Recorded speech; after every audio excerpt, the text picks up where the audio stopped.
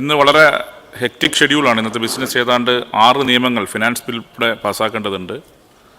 ഒപ്പം 37 സബ്മിഷൻ. കാരണം ഏതാണ്ട് നിയമസഭക്കകത്ത് ഇതുവരെ സബ്മിഷൻ അവസരം ലഭിക്കാത്ത ആളുകൾ ഉൾപ്പെടുത്തിക്കൊണ്ട് നിയമസഭക്കകത്ത് സബ്മിഷൻ ഉൾപ്പെടെ അവസരം കൊടുത്തിട്ടുണ്ട്. അതുപോലെ ഇന്നത്തെ റൂൾ 50 ഈ സഭക്കകത്ത് കഴിഞ്ഞ വെള്ളിയാഴ്ച ബഹുമാനപ്പെട്ട മിനിസ്റ്റർ ശ്രീ മോൻസ് ജോസഫിൻ്റെ ചോദ്യത്തിന് നല്ല മറുപടി നൽകിയിട്ടുണ്ട്. എന്നിരുന്നാലും ഒരു മുതിർന്ന അംഗം കൊണ്ടുവന്ന ഒരു അടിയന്തര പ്രമേയം എന്ന നിലയിൽ സഭ ചെയർ അനുമതി നൽകുകയാണ്. അപ്പോൾ അനുമതി നൽകുമ്പം നമ്മൾ പാലിക്കേണ്ട ഒരു സമയകൃത്യത പാലിക്കാൻ ബഹുമാനപ്പെട്ട മിനിസ്റ്ററും ബഹുമാനപ്പെട്ട അംഗവും തയ്യാറാവണമെന്ന് ചെയർ വളരെ വിനയത്തോടെ അഭ്യർത്ഥിക്കണേ. അങ്ങ് പറഞ്ഞതിനോട് ഞങ്ങൾ പൂർണ്ണമായിട്ട് യോജിക്കുകയാണ്. നമ്മൾ ഏറ്റവും ചുരുക്കി ഞങ്ങൾ സഹകരിക്കുക. ഇന്നലെ നടന്നത് എന്താണ്? ഇന്നലെ മന്ത്രിമാർ എത്ര സമയമാണ് എടുത്തത്? എല്ലാ അംഗങ്ങളും ഞങ്ങളുടെ എല്ലാ അംഗങ്ങളും ഞങ്ങൾ 10 മിനിറ്റിൽ ഒതുക്കി അങ്ങുമായിട്ട് ചെയറുമായിട്ട് പൂർണ്ണമായി സഹകരിച്ചു. മന്ത്രിമാർ എത്ര സമയം എടുത്തെന്ന് അങ്ങ് രേഖകൾ പരിശോധിച്ചു. അതൊരു ഏകപക്ഷീയമാകരുത്.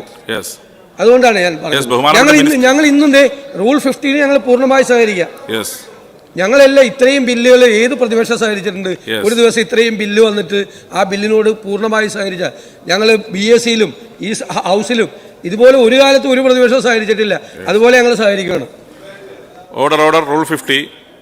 ജലവിഭവ വകുപ്പിന് കീഴിലുള്ള അണക്കെട്ടുകളുടെ ജലനിരപ്പിൽ നിന്നും 20 മീറ്റർ വരെയുള്ള പ്രദേശം ബഫർ സോണായി പ്രഖ്യാപിക്കുകയും ഇതിന് പുറത്തുള്ള 100 മീറ്റർ ചുറ്റളവിൽ നിർമ്മാണത്തിന് NOC നിഷ്കർഷിക്കുകയും ചെയ്ത സർക്കാർ ഉത്തരവ് മൂലം ഡാമുകളുടെ ചുറ്റിലും താമസിക്കുന്ന ജനങ്ങൾക്ക് ഉളവായിട്ടുള്ളതായി പറയപ്പെടുന്ന പ്രതിസന്ധി ചർച്ച ചെയ്യുന്നതിന് നടപടികൾ നിർത്തിവെക്കണമെന്ന് ഉപക്ഷേപം പരിഗണനയ്ക്കെടുക്കണമെന്ന് ആവശ്യപ്പെട്ട് Shri Mons Joseph, Anwar Sadath, P. Ubaidulla, Mani C. Kappan, Shrimati KK Rama എന്നീ ബഹുമാനപ്പെട്ട അംഗങ്ങൾ റൂൾ 50 പ്രകാരം നോട്ടീസ് നൽകിയിട്ടുണ്ട്.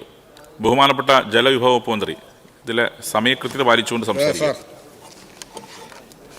ഈ അടിയന്തര പ്രമേയം ഈ രൂപത്തിൽ വന്നതിൽ സന്തോഷമേ ഉള്ളൂ. ഇതിനാധാരമായ പ്രശ്നങ്ങൾ നമ്മുടെ സഭയിൽ ചർച്ച ചെയ്യപ്പെട്ടിരുന്നു.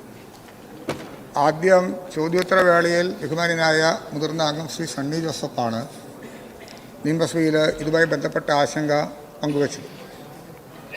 അന്ന് ഞാൻ പറഞ്ഞ മറുപടി വളരെ വ്യക്തമായിരുന്നു.